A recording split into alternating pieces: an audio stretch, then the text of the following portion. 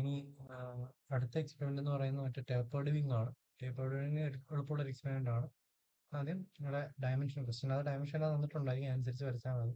Start, mechanical design, part design, ഏതെങ്കിലും പേര് കൊടുക്കുക, ഓക്കെ കൊടുക്കുക. എന്നിട്ട് ഏതെങ്കിലും ഒരു പ്ലെയിൻ സെലക്ട്, സ്കെച്ച് കൊടുക്കുക. ശേഷം ആദ്യം ഒരു സെന്റേർഡ് സർക്കിൾ വരയ്ക്കുക. എന്നിട്ട് ഒരു പ്രൊഫൈൽ എടുക്കുക. ടാൻജന്റ് ആയിട്ട്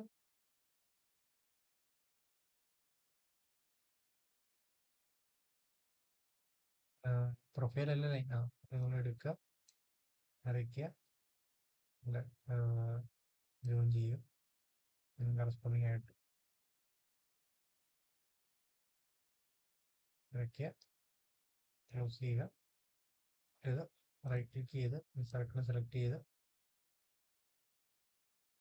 ടാൻജൻസി ആക്കുക, ഓക്കെ കൊടുക്കുക. ഇതേപോലെ റൈറ്റ് ക്ലിക്ക് ചെയ്യുക, കൺട്രോൾ ഒക്കെ പിടിച്ച് ടെൻഷൻ എടുത്ത് ടാൻജൻസി ആക്കുക, ഓക്കെ കൊടുക്കുക. എന്നിട്ട് ഇൻസേർട്ട് എടുക്കുക, ഓപ്പറേഷൻ, ഡിലിമിറ്റേഷൻ, ട്രിമ്മർ, ഡിലീറ്റ് ചെയ്ത് കാര്യങ്ങളാണ് ചെയ്യേണ്ടത്. ഇനി ഇതിന്റെ ലെങ്തും ഇതൊക്കെ നമ്മൾ അടയാളപ്പെടുത്തിയാൽ മതി. അതായത് നിങ്ങളുടെ ക്വസ്റ്റിനായ ഡയമെൻഷൻ ഒക്കെ തന്നിട്ടുണ്ടായിരിക്കും, അതനുസരിച്ച് ഇതെല്ലാം ശരിയാക്കാം. ഇതിന്റെ ഡയമെൻഷൻ എന്ന് പറയുന്നത് ചോദ്യത്തിനകത്ത് എത്രയാണോ അല്ല ക്വസ്റ്റിനകത്ത് എത്രയാണോ തന്നിരിക്കുന്നത് അതനുസരിച്ച് ആക്കുക. ഇതിപ്പോൾ ഞാനൊരു 500 എടുക്കുന്നു, ഓക്കെ കൊടുക്കുന്നു, നോട്ട് ചെയ്യുന്നു. എന്നിട്ട് തന്നെ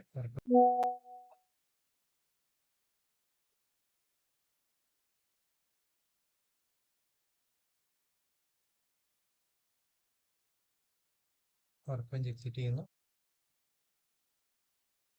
എന്നിട്ട് ഇതിന് കറസ്പോണ്ടിങ് ആയിട്ട് നമ്മൾ എന്ത് ചെയ്യണം, അടുത്ത പ്ലെയിൻ ഉണ്ടാക്കാം. അടുത്ത പ്ലെയിൻ ഉണ്ടാക്കണമെങ്കിൽ ഈ പ്ലെയിൻ സെലക്ട് ചെയ്യുക,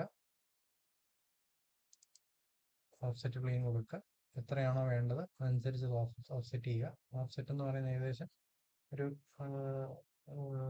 500 കൊടുക്കുന്നതെങ്കിൽ ഓക്കെ കൊടുക്കുക. അപ്പോൾ നമുക്ക് പുതിയൊരു പ്ലെയിൻ ഇവിടെ വരുന്നത് നമുക്ക് കാണാൻ പറ്റും. ആ പ്ലെയിൻ എടുക്കുക, സ്കെച്ച് കൊടുക്കുക, എന്നിട്ട് ആ പ്ലെയിനിൽ അടുത്തത് വരയ്ക്കുക.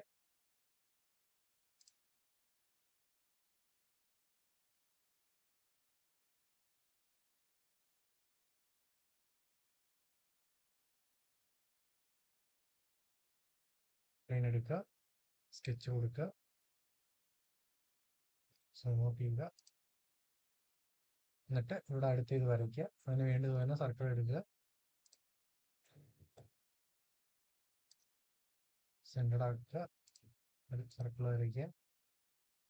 അത് സൈസ് സർക്കിൾ ആയാലും കുഴപ്പമൊന്നുമില്ല. എങ്ങനെയാണെന്ന് വെച്ചാൽ അതിൻ്റെ ഡയമീറ്റർ അനുസരിച്ച് വരയ്ക്കുക. എന്നിട്ട് ഇതേപോലെ തന്നെ എന്ത് ചെയ്യുക, പ്രൊഫൈൽ എടുക്കുക, ലൈൻ സെലക്ട് ചെയ്യുക, ഇവിടെ ജോയിൻ ചെയ്യുക, ഇവിടെ വരയ്ക്കുക, ക്ലോസ് ചെയ്യുക. ഇതേപോലെ തന്നെ ടാൻജന്റ് ആക്കുക, എടുക്കുക, സർക്കിൾ, ഇത് ടാൻജൻസി, ഓക്കെ.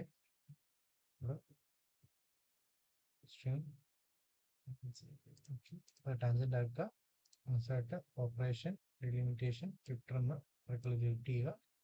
അതിന്റെ ലെങ്ത് ഏതാണെന്ന് വെച്ചാൽ അങ്ങനെ ചോദ്യത്തിനകത്ത് ഏതാണോ തന്നിരിക്കുന്നത് അനുസരിച്ച് അത് ലെങ്തും കാര്യങ്ങളൊക്കെ ശരിയാക്കുക. ചിലപ്പോൾ 300 നടക്കുന്നത്. ഓക്കെ, ഇനി വർക്ക് ബെഞ്ച് എക്സിറ്റ് ചെയ്യുക. അപ്പോൾ നമ്മുടെ വിങ്ങിന്റെ 2 ഇത് നമുക്കായി. ഇനി നമുക്ക് വേണ്ടതെന്ന് പറയുന്നത് മൾട്ടി സെക്ഷൻ സോളിഡ്സ് ആണ്. അതെടുക്കുക, ഇത് സെലക്ട് ചെയ്തു, ഇതും സെലക്ട് ചെയ്തു, ഒരു വ്യൂ നോക്കി, ഓക്കെ. ഇതാണ് നമ്മുടെ വിങ് എന്ന് പറയുന്നത്. റഫായിട്ടുള്ളൊരു ടേപ്പേർഡ് വിങ് ആണ്. ഓക്കെ, ഇതാണ് നമ്മുടെ ടേപ്പേർഡ് വിങ് എന്ന് പറയുന്നത്. ഇതെന്ന് പറയുന്നത് ഇതിന് നേരത്തെ ഇതുപോലെ തന്നെ ഇതിന് നമുക്ക് എന്ത് ചെയ്യണം, ഡ്രാഫ്റ്റ് ചെയ്യണം. ഡ്രാഫ്റ്റിന് സ്റ്റാർട്ട്, മെക്കാനിക്കൽ ഡിസൈൻ, ഡ്രാഫ്റ്റിങ്, എല്ലാം ഏതെങ്കിലും ഒരെണ്ണം സെലക്ട് ചെയ്യുക, ഓക്കെ കൊടുക്കുക.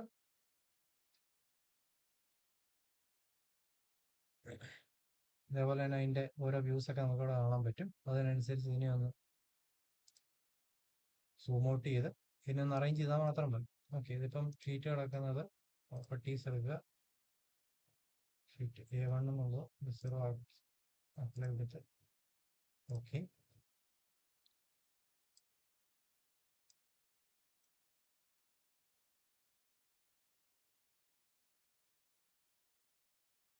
ഇതിപ്പം അതിൻ്റെ നമ്മുടെ ഫയൽസ് ഫിഗറിൻ്റെ വലുപ്പം കൂടുതലുകൊണ്ടാണ് ഇങ്ങനെ ഇതായിട്ട് പുറത്ത് വെക്കുന്നത്. അത് കുഴപ്പമില്ല.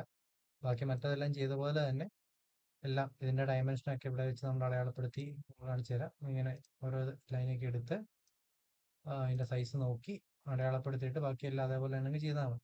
ഇതാണ് നമ്മുടെ ടേപ്പേർഡ് വിങ് എന്ന് പറയുന്നത്. ഓക്കെ.